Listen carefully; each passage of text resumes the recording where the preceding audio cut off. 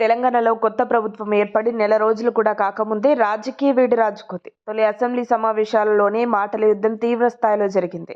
అయితే రేవంత్ వ్యూహాత్మకంగా వ్యవహరించడంతో BRS senior లీడర్ల వ్యవహారం గులాబీ పార్టీని ఇరుకున పెట్టింది. ప్రభుత్వం శ్వేతపత్రం విడుదల చేసిన సందర్భంలో హరీష్ రావు మాట్లాడుతూ 42 పేజీల శ్వేతపత్రాన్ని తమ చేతికి ఇచ్చి 4 నిమిషాల్లో చదివి మాట్లాడమంటే ఎలా ప్రిపేర్ కావడానికి తమకు టైం ఇవ్వాలని కోరారు. దీనిపై అధికార పక్షం స్పందిస్తూ గతంలో ప్రిపేర్ కాలేదని తాము చెబితే అవమానించేలా మాట్లాడారని, కానీ తాము మాత్రం అలా చేయబోమని సభ్యులు చదువుకునేందుకు సమయం ఇవ్వాలని స్పీకర్ను కోరారు. ఆ విధంగా తాము ప్రతిపక్షాలు ప్రిపేర్ కావడానికి సమయం ఇచ్చామని వ్యూహాత్మకంగా వ్యవహరించింది.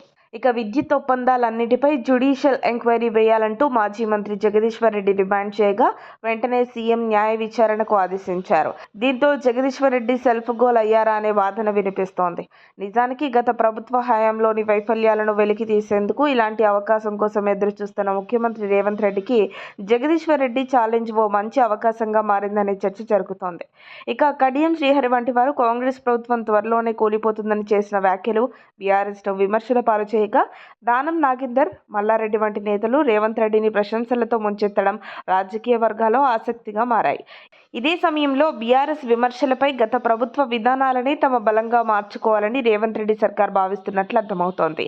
ఓవైపు హామీల అమలుకు కావలసిన కార్యాచరణను సిద్ధం చేసుకుంటూనే మరోవైపు తమది ప్రజాస్వామ్యయుత ప్రభుత్వం అని చాటి చెప్పేందుకు ఉపయోగించవలసిన అన్ని అంశాలపై దృష్టి సారిస్తోంది.